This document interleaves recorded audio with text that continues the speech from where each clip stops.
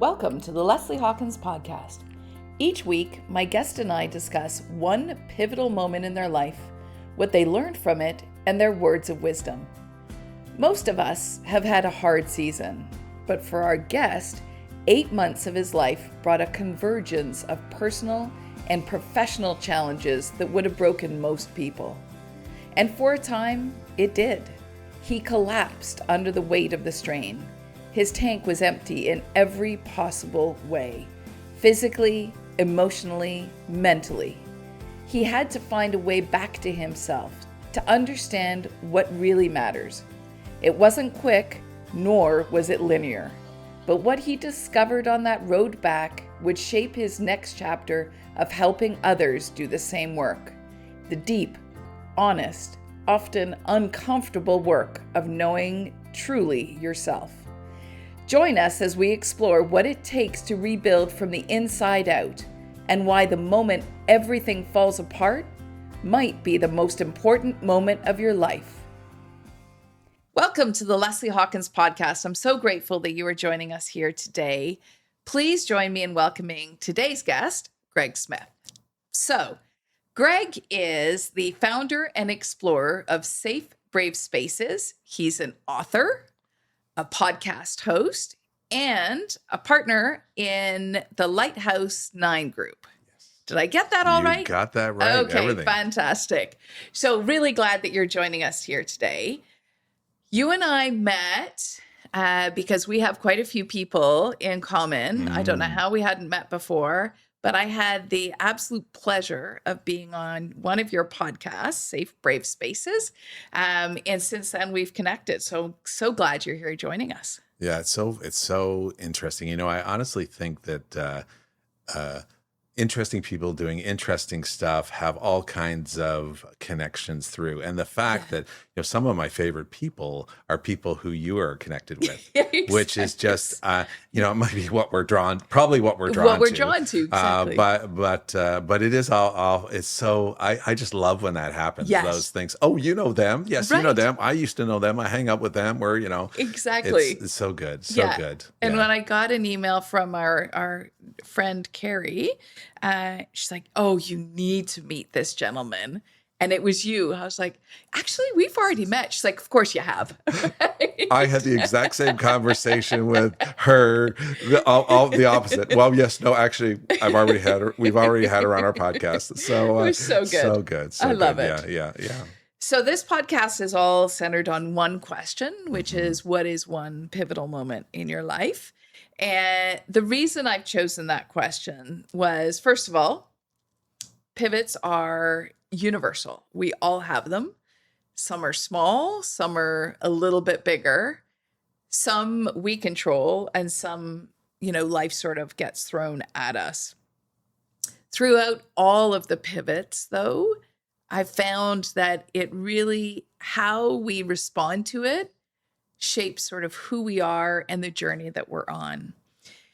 And so this platform is really to give the audience an opportunity to hear about different pivots, to learn about people's stories, and to meet amazing people like yourself, to really understand that there are multiple different ways that you can manage through all different kinds of pivots.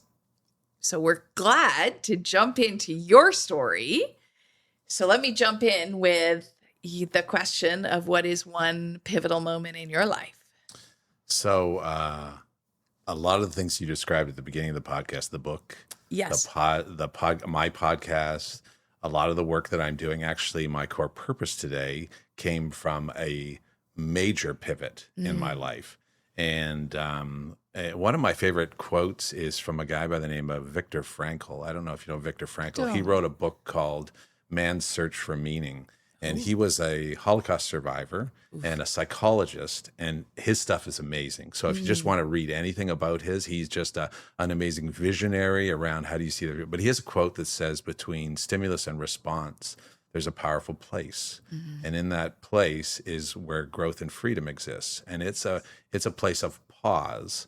And so, but the stimulus idea, the pivot idea, Yes. is really interesting. So for me, you know, my life was pretty sweet. I was raised in a great family, middle class. We didn't have a lot, but they always really made sure we had great experiences and all that type of thing. My career was, pretty sweet. I never had a really plan. I was kind of someone who moved towards things that I was drawn to.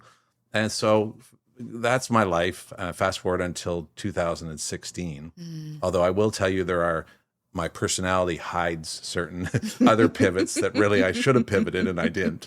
But in 2016, my life fell completely apart. So it began in the summer when I went to visit my wife and I went to visit my uncle and aunt in the family farm. And my aunt opened the door and she was distraught.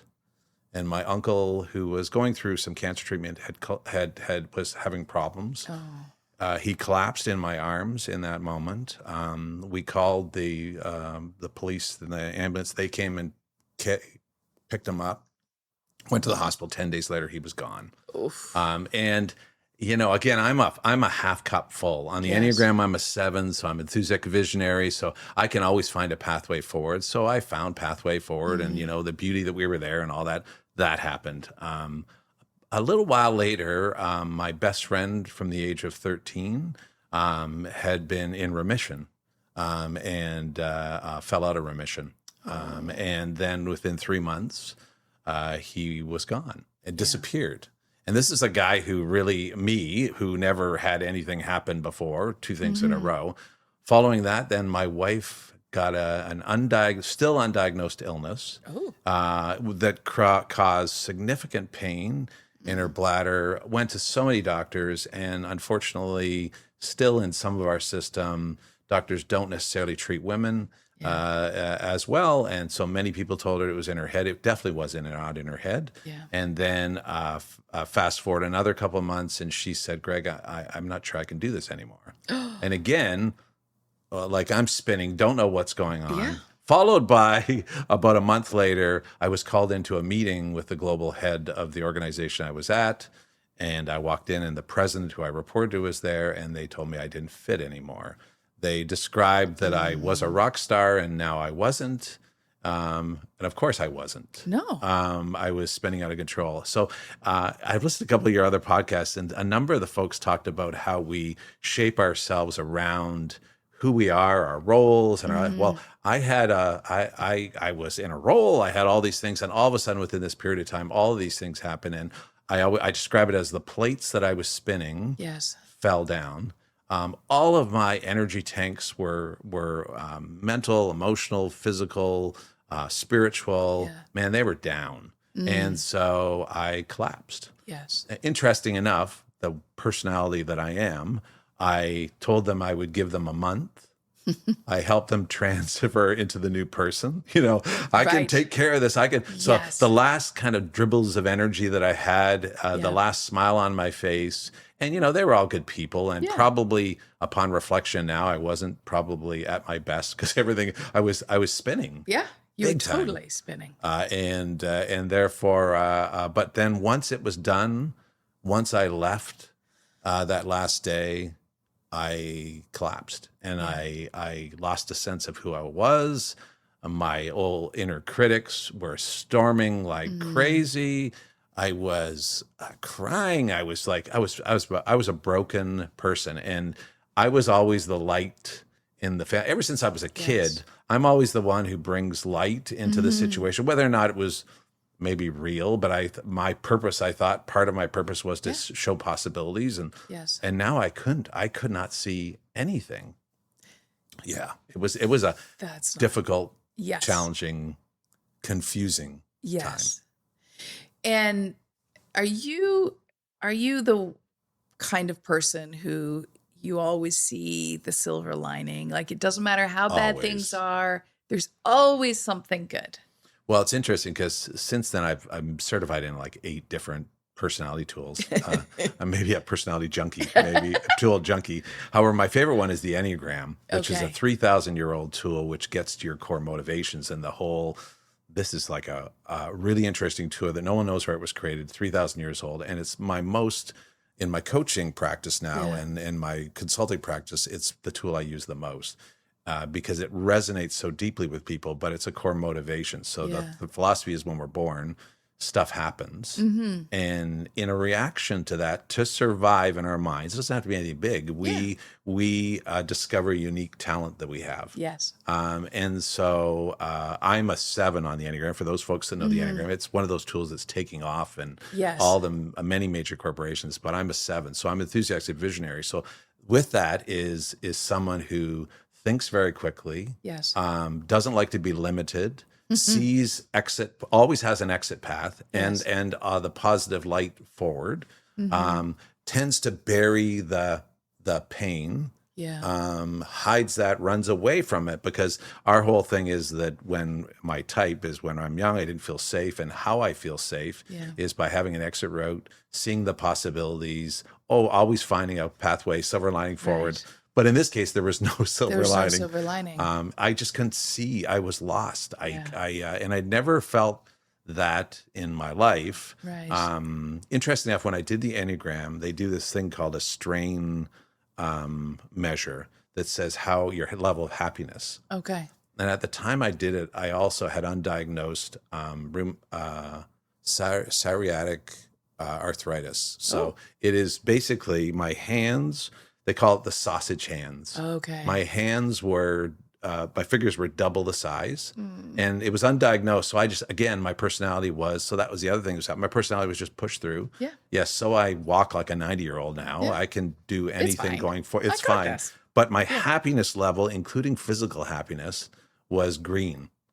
So again, it showed that I'm someone who said, that happens. Totally I'll find a pathway out and that type of thing. But in that time of my life, there were no pathways.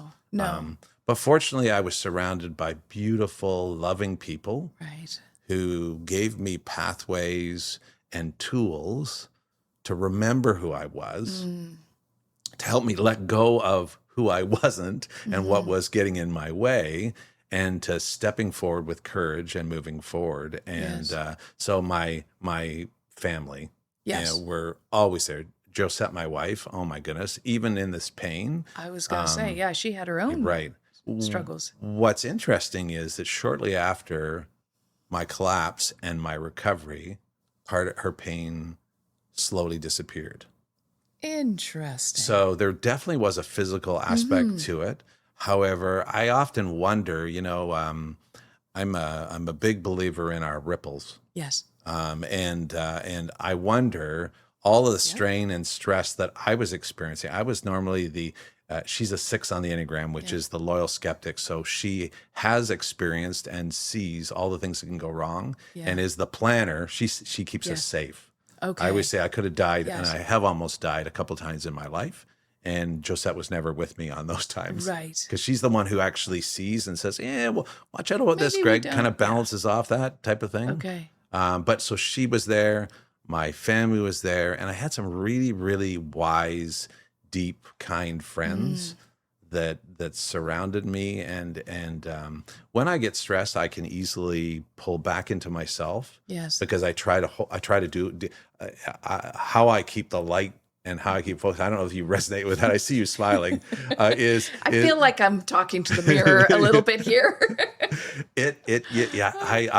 I always now I'm learning to, when I feel trapped, when I feel lost, to reach out. But in this time of my life, I didn't, and it was only when I could no longer do anything that I reach out. And what's interesting is in that moment of loss, when people surrounded me and started to give me tools, I had a real sense of peace that came over me. Fantastic.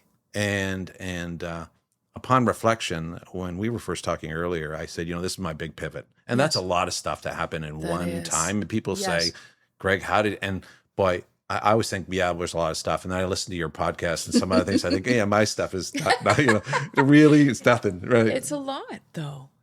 It's the back to back to back to back, right? The hits just keep on coming.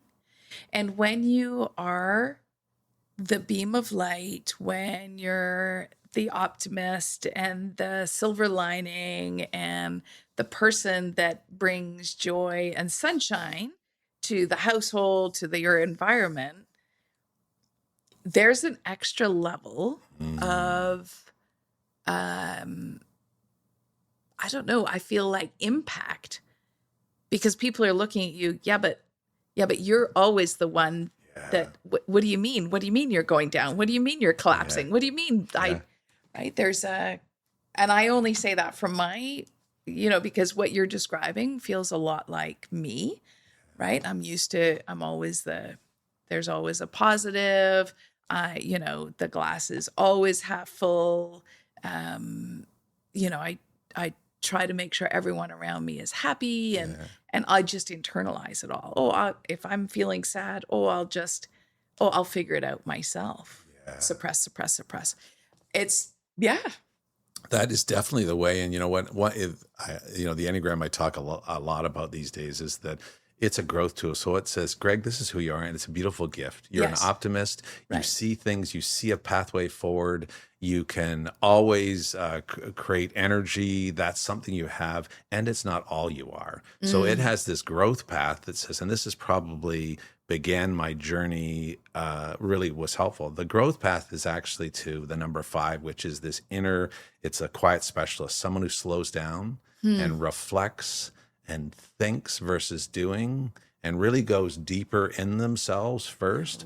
So I remember when I was in the midst of all this, and when I discovered the power of pausing and doing inner reflection and really understand what's actually going on inside myself, and becoming more aware of my energy shifts in me, was shortly after I collapsed. My parents had given me this, these garden swings, the bench swings. It was in their house, and they were moving to a smaller place. They said, well, we're going to give you this. And I thought, well, what do you give me a swing for? I'm not going to sit on a swing. This is before I collapsed. Right. So I don't need a swing. I'm I good. put it in the backyard to please them, to make sure everything was okay. And but then when I collapsed, that became my place for a couple of reasons. One, and I remember, so I was exited in June, and I remember finding I didn't know what to do. Yeah. And so I wandered into the back, and I'm on the swing. And the swing was interesting because there's movement. And for a 7, or for my personality, Yeah. I got to still have movement, but it's slow movement. And I remember falling asleep on that, Yes. exhausted. And I remember falling asleep and waking up, and there was a hummingbird that was in these flowers by our slightly broken down deck at the time. But I remember being struck by the beauty of the moment. And I think almost that was like the shoot of recovery after the Yes. fire Yes. that kind of began the possibilities of what's here actually in this moment. And that began the journey of a friend of mine said, Greg, you know what? Years ago, I'd done this thing called, his name's Mike Farley and Wayne Stark they're like so far ahead in their thinking years ago, but had given me this thing called Meaningful Moments. And so it's a journaling exercise to just reflect back and discover when you were in your zone. When did things just feel flowy Right. and making it happen and joyful and going forward? And that became my discovery Okay. process backwards. It helped me remember who I was, the Right. impact that I'd had. But it all started from that drooling gentleman on the swing, looking out and seeing this beautiful hummingbird and Yeah. thinking, there is so much here in this moment, and recognizing that I was always moving, always trying to solve, always trying to get to somewhere else, Yes. always trying to prove something else. And part of that stretching Yes. didn't allow me to fill my tanks, Yes. my energy, my emotional tanks, and that type of thing. So that became a whole journey. But again, beautiful Yes. people, a couple beautiful tools of reflection, and the recognition of me needing to slow down Right. is where I kind of came That's from. amazing. And so when you collapsed, obviously people around you were surprised, maybe?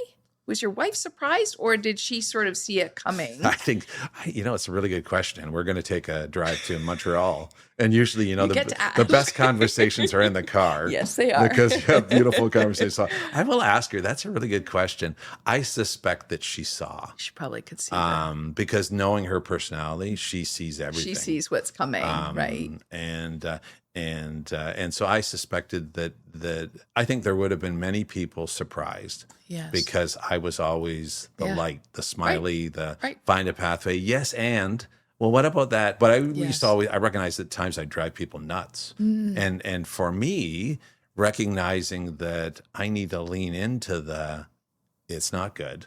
Right. And really reflect. And part of that settling, part of that reflecting was a part of becoming more and more aware personally of when I'm feeling not good. Yes. And being able to articulate that I'm not feeling good. Right. And so that's been my biggest growth is just reactivating my body, because our bodies are they're amazing. I call it, I don't know if when I was a kid, we used to watch the news from Buffalo, New York. Okay, yes. Right? And there was this guy, I can't remember his name, but the Doppler. They had the Doppler I don't know what it was. It was probably something made up. Right. They were reading the Doppler because the Doppler said when the storms are coming. Oh, yes. Right? I don't know if you remember that. Anyway, maybe it's just me No, in my Doppler little world. radar. I remember. Doppler radar, right? Yeah. So the radar tells us when the storms are coming and when Correct. there's shifts happening in the atmosphere. And what I'm discovering is my body is my Doppler. Yes. But I need to slow down enough. I need to learn to pause in the moment and to say, whoo, I am actually really hyper. Yes. Or I'm really kind of low. And what I'm discovering is that when I am hyper and when I'm low, not so good things happen. No. However, when I choose to pause, slow down, breathe, all the techniques that folks I'm learning along the way. And that's where I'm helping. But your original question is that people, I think, would have thought, a lot of people that really didn't know me would have thought, wow, this is a big surprise.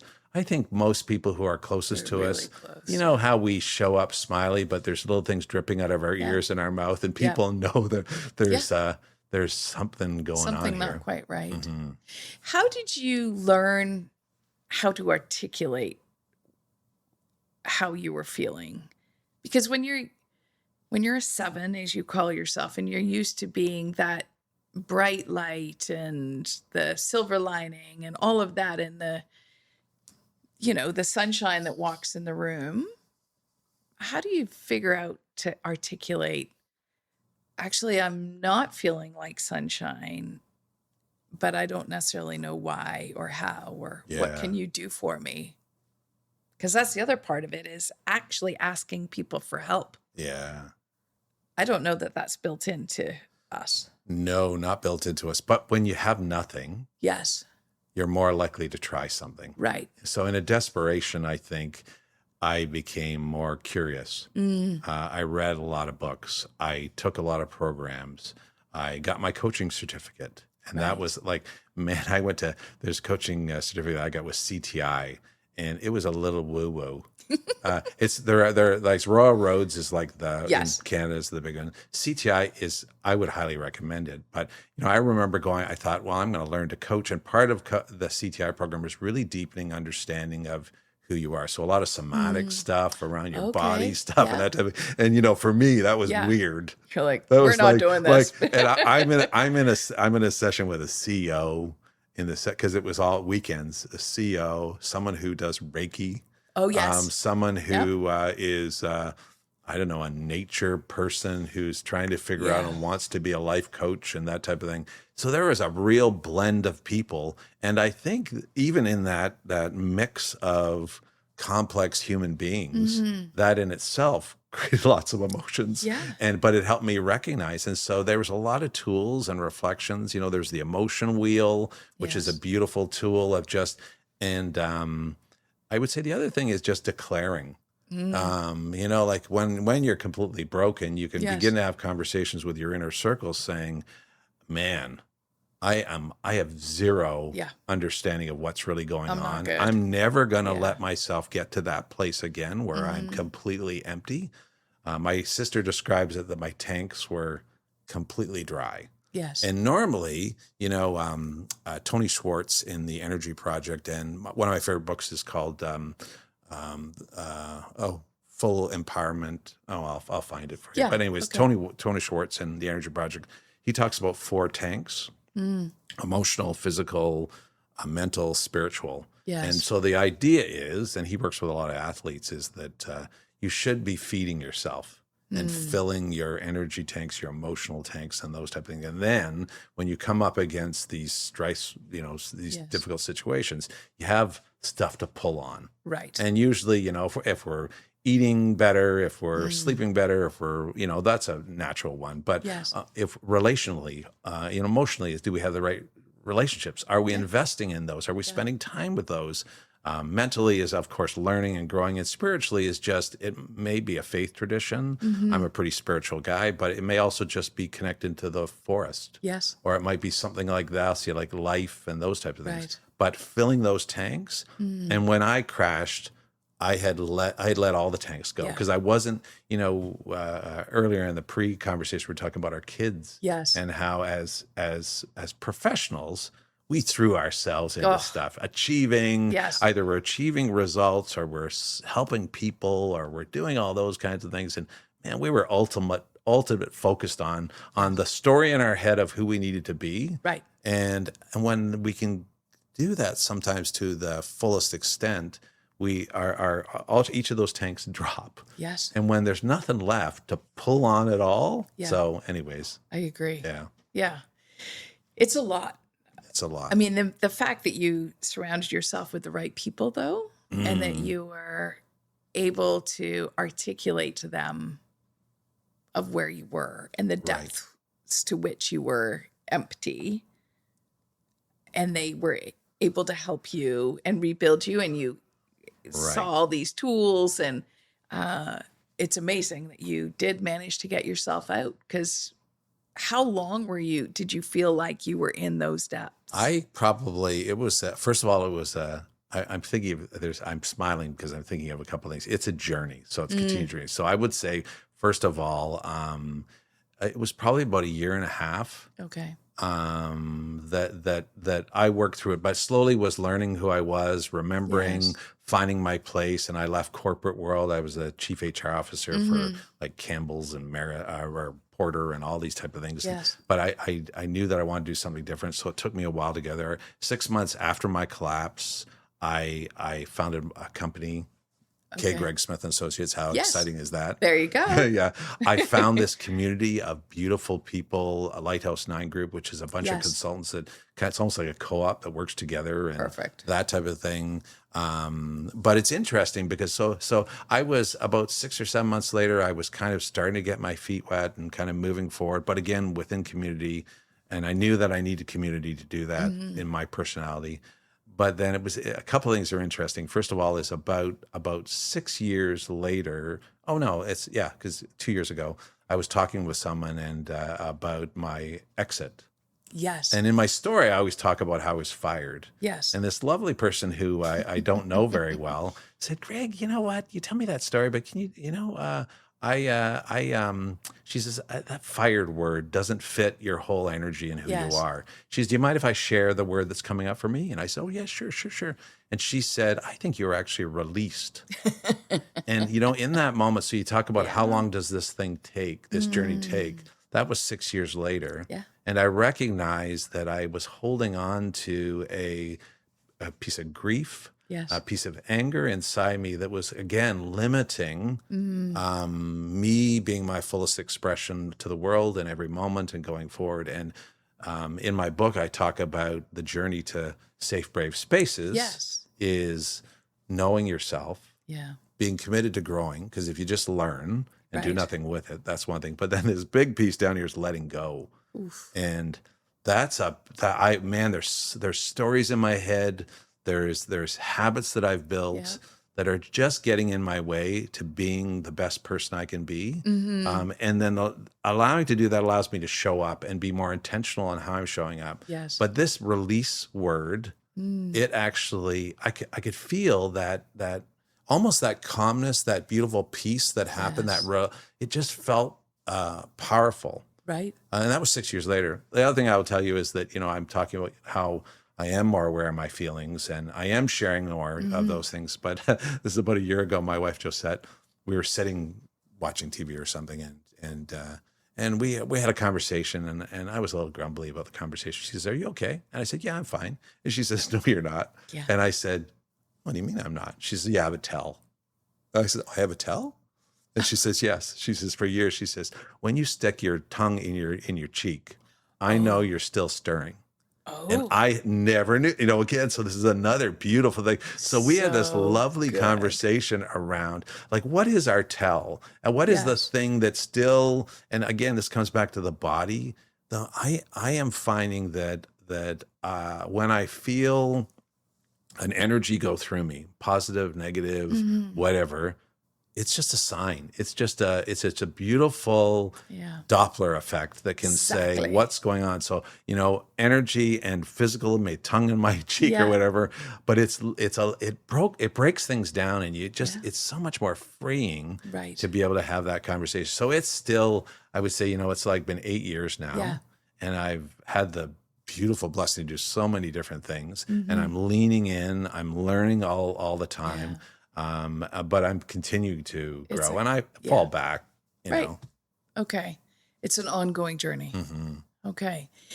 So you had mentioned earlier that there was a couple of other pivots or a couple of moments you just sort of made it in passing, like, oh, I nearly died a couple of times. Pardon? Yeah, What? Care to elaborate on that one? I will, because it's, again, when Because it was a passing comment. right, when I talked about in the Enneagram how it said I was happy and I had arthritis and I was in Yes. so much pain. I think that's a bit of the pattern of who I am Mm. and how I can always find a positive reason in something. Yes. So as I began to go through this reflection, I also recognized that almost like, and I'm a spiritual guy, so I think, there's something else going on here. I read Yes. something recently that said the fact that we are born, Mm. or the ability to be born, is like the percentage is 400 trillion to 1 chance, Yes. with the atoms and everything going Right. on and people meeting people and all that type of thing. Yes. So whatever you think. So I'm here for a purpose. But anyways, Yes. that's a little bit of lost track. But so I was reflecting on some things. And then I thought, you know what? I think someone's been messaging me for a long time to slow down, to pause, and to think. So I have had 3 times in my life Ooh. when I have almost died. So the first time when I was 16 years old, I was a good kid, I had lots of fun, but I also like to have fun. Yeah. And I remember being with some friends, and we were at a big party, and I had probably had intaked too much things on a number of things. Yes. And I was not used to that necessarily. And there was a bully who spun me around and pushed me, and everyone else was kind of partying around, and I fell down an embankment into a river. I remember, again, those moments of truth almost. I remember lying in the river with my face under, sucking the water in, thinking, this is it. Yeah. And I was alert enough, but I was alert enough to know that, but I wasn't physically capable to pull myself out. Yes. And then the same friend who passed away Oh. in 2016 grabbed my shirt and Yes. lifted me up and said, "Smitty, what are you doing?" and threw me on the thing. You would think that experience would have changed my life and I would have gone and become a Peace Corps person or Right. something. Not so much. I survived. I kept it Yes. quiet. But it was learning. So fast forward, a number of years later, I was out west in Calgary with my family. We were driving down one of the major roads. It was completely covered in ice. A car cut in front of us. My 2 kids were in the back. Oh boy. My car started to spin.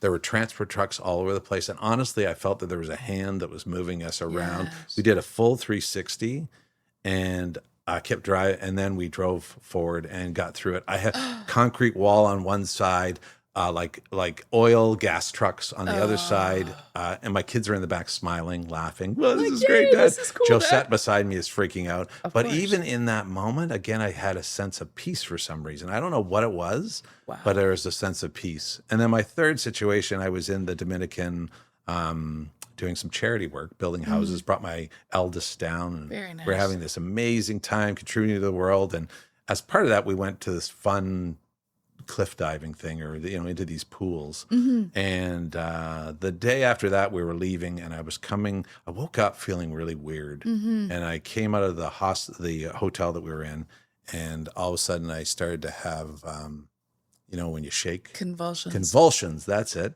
And I fell down, and no one knew what was going on. And fortunately, again, surrounded by beautiful people. Yes. One of the founders of the charities was very well connected to an American clinic in Susa. It's this little town that's there.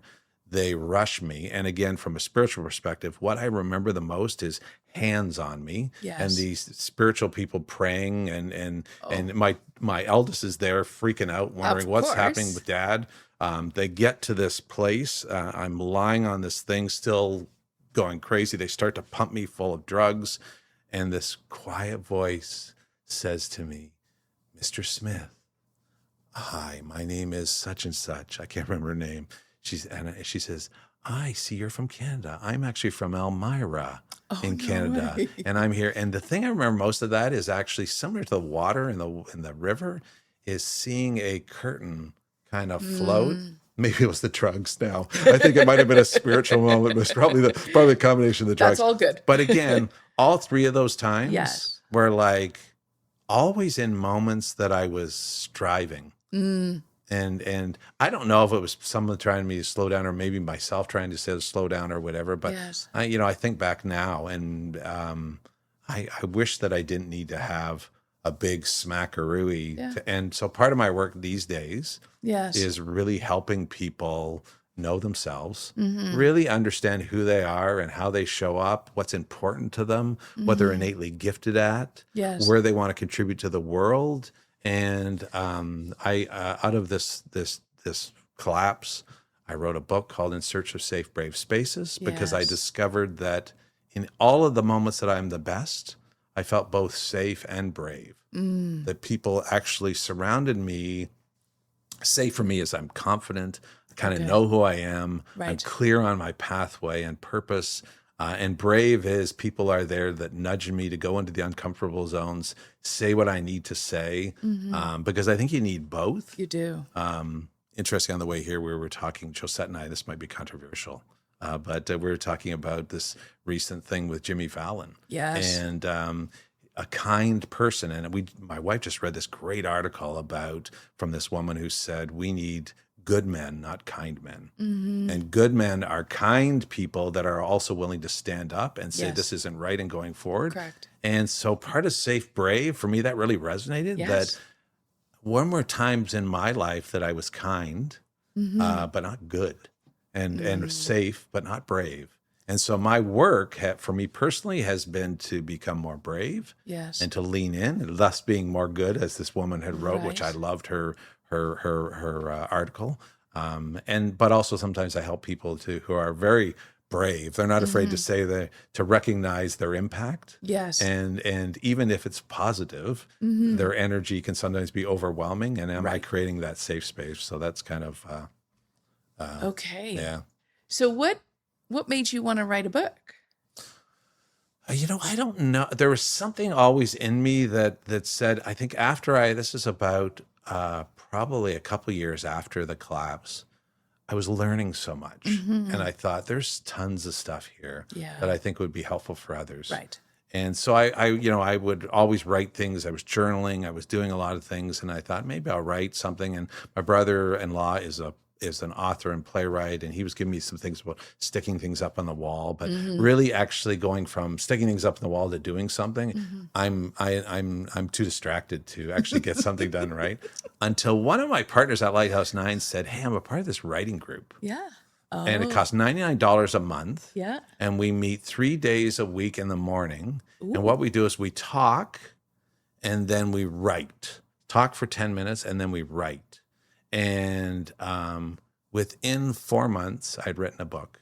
Wow. And through that network, they had said, I've got an editor for you, a small editor, Rock Mills, David Stover, just a beautiful heart, who took my book and wrote it. So my book is a very detailed.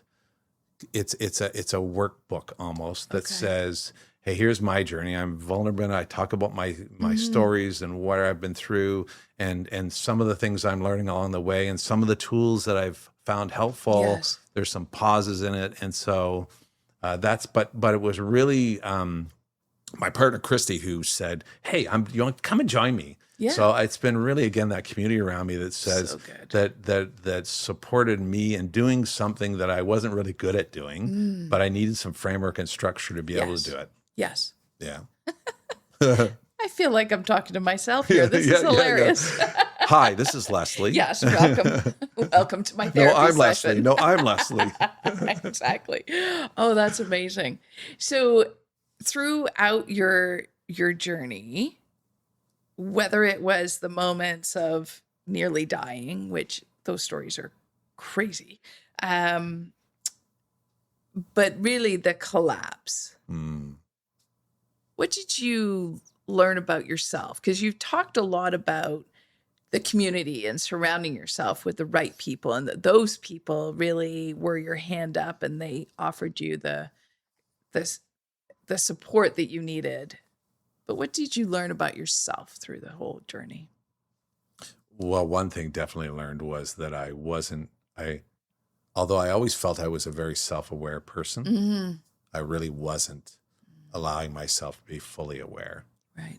So that would be number one. And so most of my journey has been about deepening that awareness, especially into the stuff that I don't like or feel uncomfortable about. Yes. And then also being more comfortable. You talked about how I can be articulate about what's going on. Well, when I come to crunchy situations, yes, I probably am less direct. Okay. Or have been less direct. So that's also been a real growth opportunity for me, is to again, that kind and good. Yeah. When do I need to step forward and lean in to something that might tarnish the level I am with in the eyes of somebody else. Yes. But to lean in. So that's definitely, and then, the whole thing around slowing down, being more present. I'm fast. I think fast. I move fast.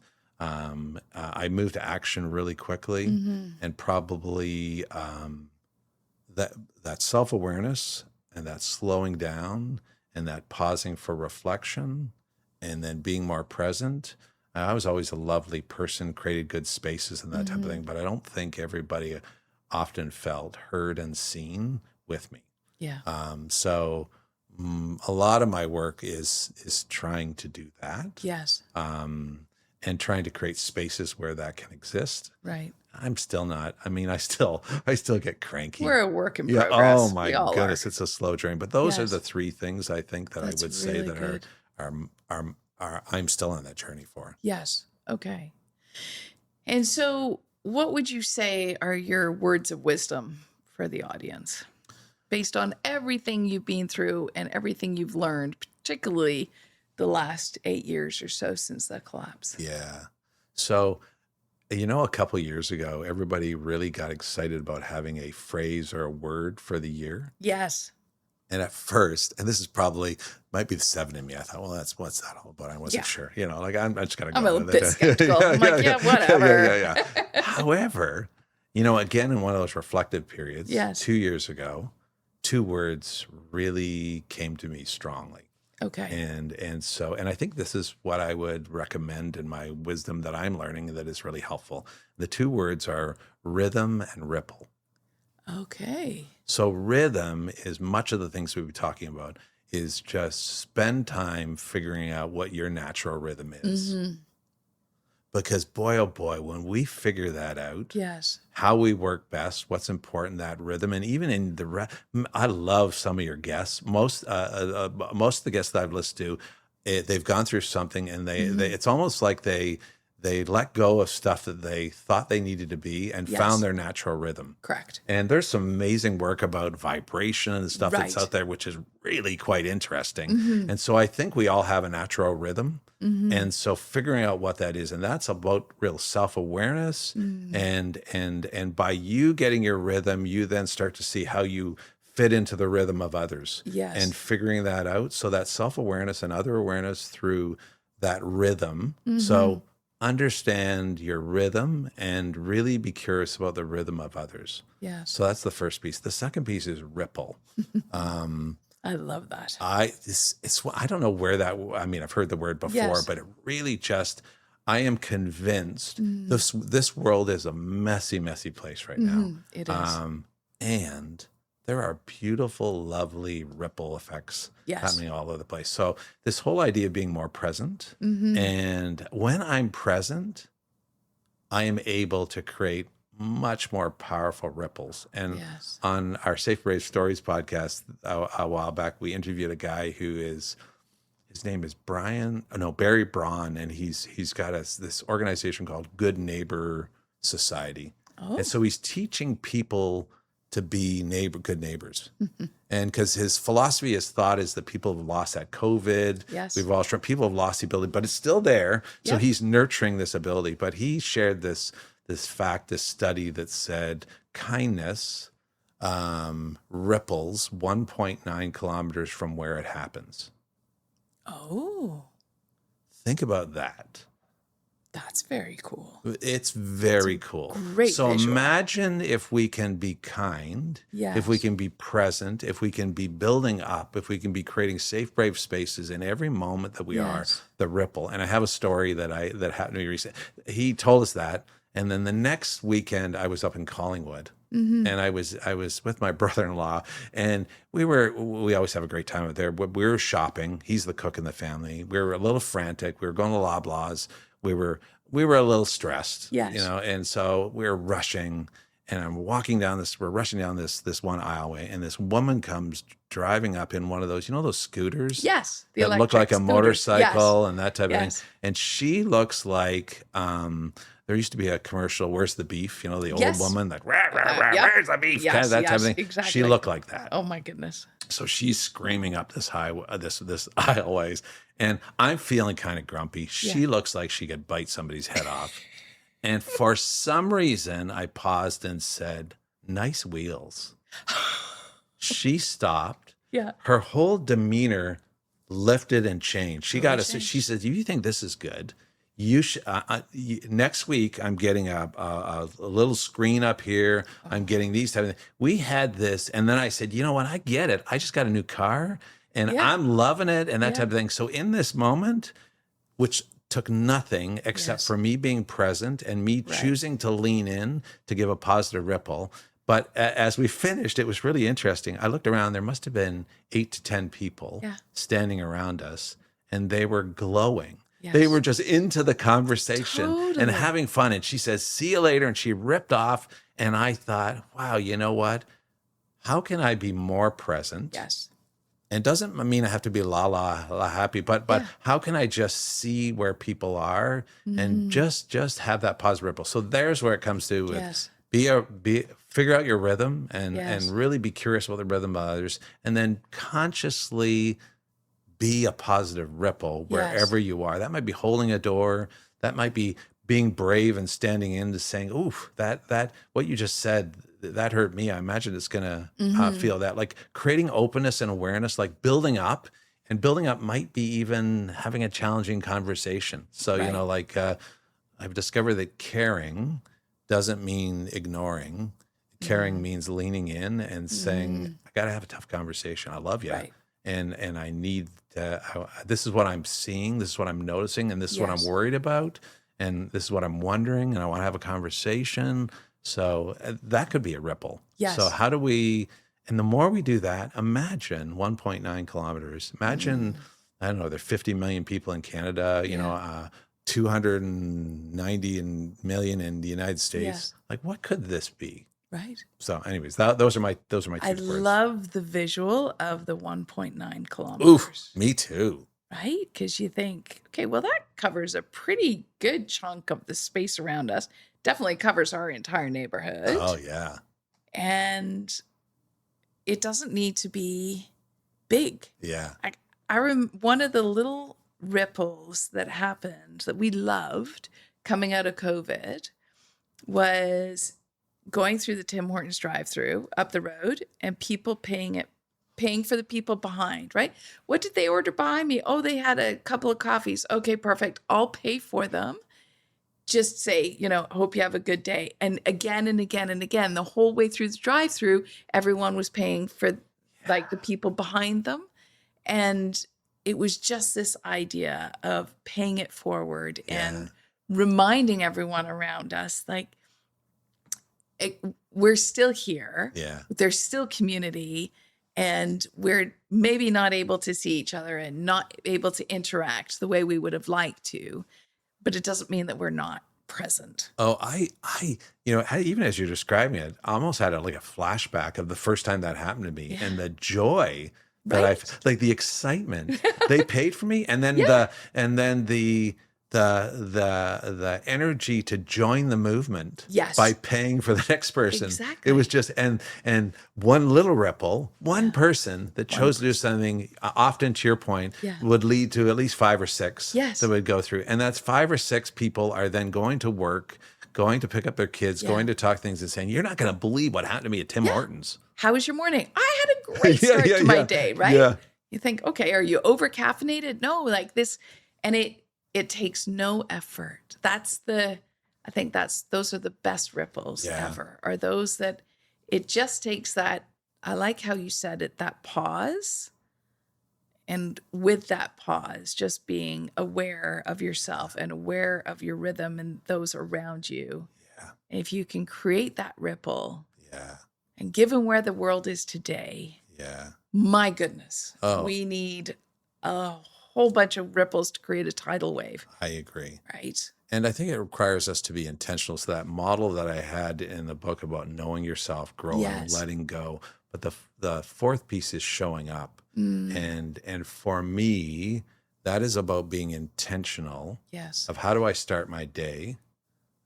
Even when I'm feeling crappy. Yes. How do I not I can hold on to that crappy feeling and saying, well, that's weird. I wonder what's driving that. How do I need to figure it out? What can I learn from it? And how do I let go? There's a really interesting woman named, she had a process called letting go. Katie, can't remember her name. But if you check the letting go process, but it's about, she did this like 20 years ago. And it's about just recognizing, holding on to it, reflecting about it, but then letting it go. So I do think if intentionally the showing up is choosing, before I go into a meeting, checking in and saying, where am I? Yes. What's going on here and who's there? Yes. And how do I show up in a way that can build things up and create that ripple? I think that intentionality, so hard. It is hard. But imagine us intentionally trying to create that more often. Right. It could be, it will be a beautiful thing. Yeah, absolutely. And it would have, that pause and that intention could have helped avoid your collapse potentially, although it was still, the wheels were well in motion. But and we all, like, I can visualize, I can feel what that collapse could have felt like. Yeah. So well, thank you. Thank you so much for sharing your story. Thank you for the work you do, particularly with your book, with your podcast, Safe Brave Spaces. Please, everyone, check it out. Safe Brave Stories. Safe Brave Stories. I know. Sorry. Safe Brave Spaces is the book, but it's confused. Yeah. Whoa. Okay, there you go. Yeah. Corrected again. Pardon me. But yes, it's very good. And it's really good insights also from your guests of how they define safe, brave stories and spaces for them, what that looks like and feels like. So thank you for all the work that you are doing. And thanks for coming and sharing your story. I think it's amazing. And I truly appreciate you, because it feels like I'm a little bit in a therapy session talking to myself. I have some work to do. I am hyper aware. Well, and I so appreciate both being invited and the work that you're doing. I've seen both in your podcast and in the sessions that you're running for people that you're moving forward, and even in your story, joining our podcast. Yes. And I think this is how we can really learn from each other. Agreed. There are some things that we have in common and some things Yes. that we're different. And this is the beautiful thing. Everything happens in between. Yes. And so if we can continue to grow and learn and create those ripples between us, we're going to be a better place. Agreed. Yeah. That's amazing. Well, Awesome. thank you. Thank you. Thank you for joining me today. It felt like talking to the mirror with Greg. We share so many traits and nuances. However, I can definitely say that I have not had 2 near-death experiences. Greg's passion for Enneagram is contagious, as it allows him to relate to people by understanding their core motivations, desires, and fears, and open up safe, brave spaces for people to connect and share. It's quite lovely. If this story resonated with you, please share it with someone you care about, and be sure to subscribe so you can continue to hear more pivotal stories involving one question, one turning point, one powerful story. I'll see you next week with another guest on the Leslie Hawkins Podcast.